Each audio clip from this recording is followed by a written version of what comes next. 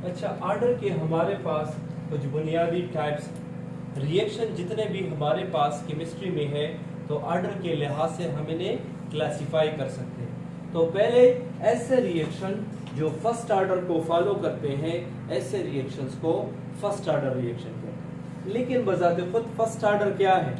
तो first order से ये मतलब है ऐसे केमिकल रिएक्शन जिसके रेट डिटरमाइनिंग स्टेप में जो एक्सपोनेंट है, जब आप उन्हें जमा करें और उसका जवाब आ जाए यूनिटी 1, ऐसे रिएक्शंस को फर्स्ट ऑर्डर रिएक्शंस कहते हैं। तो हम कहते हैं in which the exponent of concentration का जो पावर है, तो अगर कंसंट्रेशन का पावर 1 के बराबर हो, सही, रेट डिटरमाइनिंग स्टेप में, ऐसे रिएक्शंस को हम फर्स्ट ऑर्डर रिएक्शन कहते हैं। तो देखिए रेट बराबर है, रेट कांस्टेंट लास्ट टाइम हमने पढ़ा था, into concentration.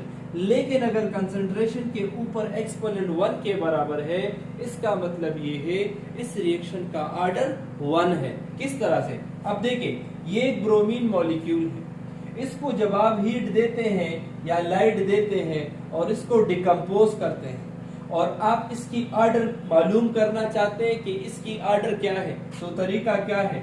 Rate is equal to rate constant into concentration की जगह क्या आएगा? Bromine Br2।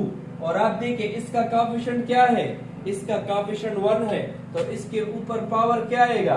1। और ये इसका स्लोएस्ट स्टेप भी है, सबसे ज्यादा टाइम भी लेता है, तो लिहाजा इस रिएक्शन का ऑर्डर क्या है? 1 है।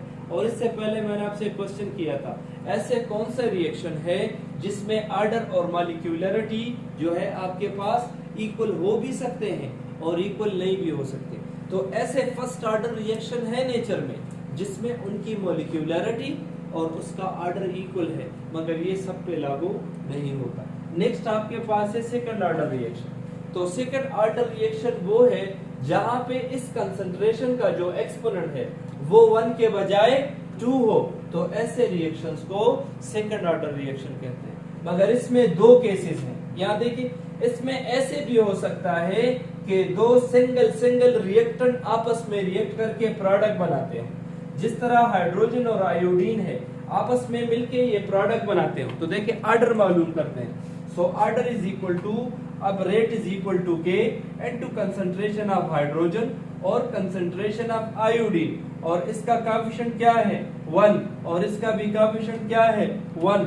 सो 1 + 1 से क्या आएगा? 2। तो इस रिएक्शन का ऑर्डर है 2। लेकिन ये ऐसा भी पॉसिबल है कि एक ही रिएक्टेंट हो और उसका कोएफिशिएंट 2 हो। अब देखिए यहाँ पे दोनों अलग अलग है, दोनों का कोएफिशिएंट 1 है, लेकिन उसका कलेक्टिवली 2 जवाब आता है। लेकिन ऐसे भी पॉसिबल है कि एक ही रिएक्टेंट हो और उसका कोएफिशिएंट क्या हो? 2 हो, और रेट डिटरमाइनिंग स्टेप पे, स्लोएस्ट स्टेप पे ये 2 ही रिएक्टेंट आपस में इन्वॉल्व हो, तो यहाँ भी rate would be equal to K into concentration of chlorine, और आपके पास उसका पावर क्या होगा? 2। तो इस रिएक्शन का भी ऑर्डर 2 के इक्वल होगा। अच्छा, नेक्स्ट आपके पास है थर्ड ऑर्डर रिएक्शन। तो देखिए ये ऐसा रिएक्शन है जिसमें रेट डिटरमाइनिंग स्टेप पे कंसंट्रेशन का जो एक्सपोनेंट है वो अगर 3 के इक्वल हो, तो ऐसे रिएक्शंस को थर्ड ऑर्डर रिएक्शन कहते हैं। तो इसमें मजीद 3 केसेस हैं। पहला केस ये है कि तीनों रिएक्टेंट अलग अलग हो, इसका भी कोएफिशिएंट 1, इसका भी कोएफिशिएंट 1 और इसका भी कोएफिशिएंट 1, मगर कलेक्टिवली अगर उसका एक्सपोनेंट 3 के बराबर है तो बस ऑर्डर 3 है। ऐसे कि ए मॉलिक्यूल, इसके बाद बी मॉलिक्यूल और इसके बाद सी मॉलिक्यूल। अब ये रेट डिटरमाइनिंग स्टेप है, सपोज स्लोएस्ट स्टेप है, तो इसका भी कोएफिशिएंट 1, इसका भी 1, इसका भी 1, तो कलेक्टिवली 1 + 1 + 1 से क्या आएगा? 3। ये ऐसा भी पॉसिबल है कि ये रिएक्टेंट 2 कोएफिशिएंट हो और इसका कोएफिशिएंट 1 हो, तब भी जब आप ओवरऑल इसका ऑर्डर निकालेंगे वो 3 के बराबर होगा, मगर वो ऐसे होगा। अब इसका कोएफिशिएंट 2 है तो 2 ले ले, और बी का इधर कोएफिशिएंट 1 है तो आप 1 ले ले। अगेन 2 + 1 को जब आप जमा करेंगे आपके पास ऑर्डर 3 आएगा। नेक्स्ट आपके पास ये ऐसा भी पॉसिबल है कि एक ही रिएक्टेंट हो मगर रेट डिटरमाइनिंग स्टेप पे उसके 3 आपके पास मॉलिक्यूल इन्वॉल्व हो, तो इस केस में अगर आप डायरेक्ट लेंगे तो इसको आप कहेंगे थर्ड ऑर्डर रिएक्शन। तो नेचर में ऐसे बहुत सारे रिएक्शंस हैं जिसका हम आइडिया कर सकते हैं। अब देखिए ये एक रिएक्शन है और सपोज ये उसका रेट डिटरमाइनिंग स्टेप है। हम इस रिएक्शन की अगर ऑर्डर मालूम करना चाहते हैं so R is equal to K into concentration of NO, और इसका कोएफिशिएंट 2 है तो कोएफिशिएंट 2 ले ले, और N2 ऑक्सीजन और इसका कोएफिशिएंट 1 है तो 1 ले ले। अब 2 + 1 से क्या आता है 3, तो ये थर्ड ऑर्डर रिएक्शन। तो आपको डिफरेंट एग्जांपल दिए जा सकते हैं जिसमें सिंगल रिएक्टेंट, जिसमें डबल सिंगल या ट्रिपल ही आपके पास एक रिएक्टेंट हो सकता है। नेक्स्ट ऑर्डर है जीरो ऑर्डर रिएक्शन। अब देखिए वर्ड को, जीरो ऑर्डर का मतलब है जिसका ऑर्डर जीरो हो।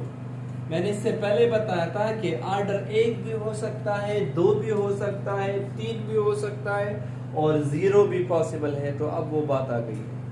जीरो ऑर्डर रिएक्शन वो है जो कंसंट्रेशन पे डिपेंड नहीं करते। ऐसे केमिकल रिएक्शन जिसका कंसंट्रेशन के साथ कोई वास्ता ना हो, ऐसे रिएक्शंस को जीरो ऑर्डर रिएक्शंस कहते हैं। और ऐसे रिएक्शन कौन से हैं? आपके पास जो फोटोकेमिकल रिएक्शंस हैं, ऐसे रिएक्शन जिसमें लाइट इन्वॉल्व हो, तो वो कंसंट्रेशन पे डिपेंड नहीं करती, वो लाइट पे डिपेंड करती हैं या लाइट की इंटेंसिटी पे डिपेंड करती है। इसका बेस्ट एग्जांपल है फोटोसिंथेसिस। अगर आपके पास ये एक प्लांट है और ये हवा से कार्बन डाइऑक्साइड और नीचे से पानी एब्जॉर्ब करेगा, तो तब इसमें ग्लूकोज बनेगा जब इसके क्लोरोप्लास्ट के ऊपर लाइट पड़ेगा। तो ये क्लोरोप्लास्ट जब लाइट एब्जॉर्ब करेगा तब जाके ग्लूकोज की सिंथेसिस होगी। अगर लाइट की इंटेंसिटी कम होगी तो ग्लूकोज की सिंथेसिस कम होगी, और अगर लाइट की इंटेंसिटी ज्यादा है तो ग्लूकोज सिंथेसिस ज्यादा है। अगर नाइट टाइम है तो ग्लूकोज की सिंथेसिस बहुत कम है। मून की लाइट में भी हो सकता है, आर्टिफिशियल लाइट में भी, लेकिन बहुत कम होगा, और डे टाइम में आपके पास ये ज्यादा होगा। तो देखिए ये कंसंट्रेशन पे डिपेंड नहीं करते, ये लाइट पे डिपेंड करती है। तो फोटोकेमिकल या रिस्पायरेशन जो है, ये सारे रिएक्शन आपके पास जीरो ऑर्डर रिएक्शन है। नेक्स्ट आपके पास है सूडो फर्स्ट ऑर्डर रिएक्शन। अब सूडो का मतलब है फॉल्स। सूडो का क्या मतलब है?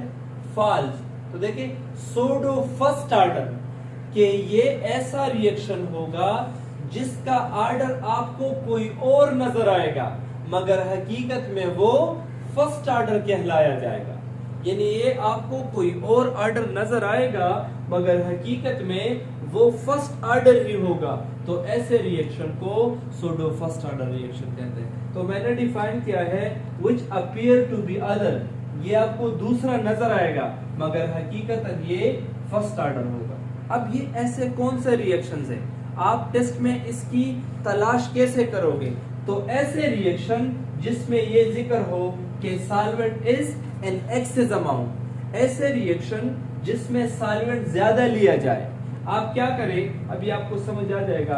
आप ऐसे करें कि एक बीकर ले ले और इसमें बहुत सारा पानी ले ले और एक ड्रॉप आप कार्बोक्सिलिक एसिड, जिसको सिरका कहते हैं, एक ड्रॉप आप उसमें क्या डिजॉल्व करें? सिरका डिजॉल्व करें।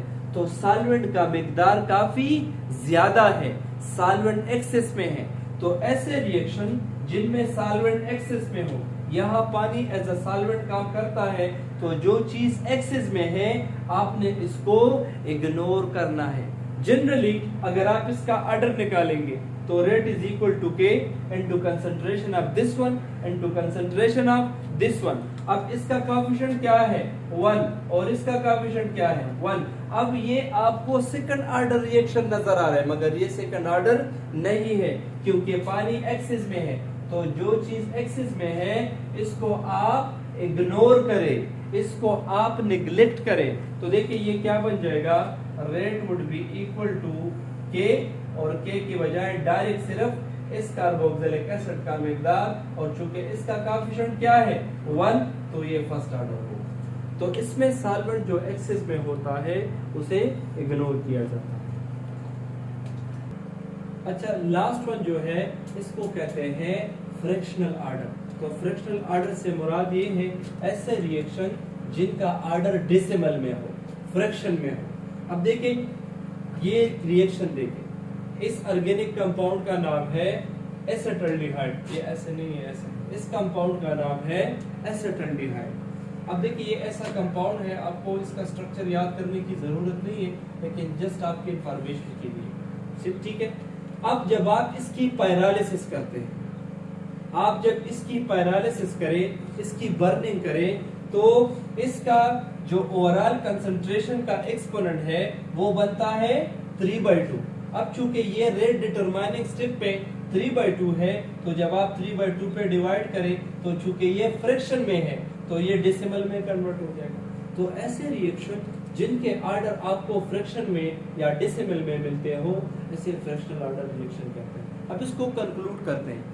हमने फर्स्ट ऑर्डर पढ़ा, सेकंड पढ़ा, थर्ड पढ़ा, सूडो फर्स्ट पढ़ा, जीरो पढ़ा, फ्रैक्शनल पढ़ा, फोर्थ ऑर्डर, फिफ्थ ऑर्डर हम क्यों नहीं पढ़ते?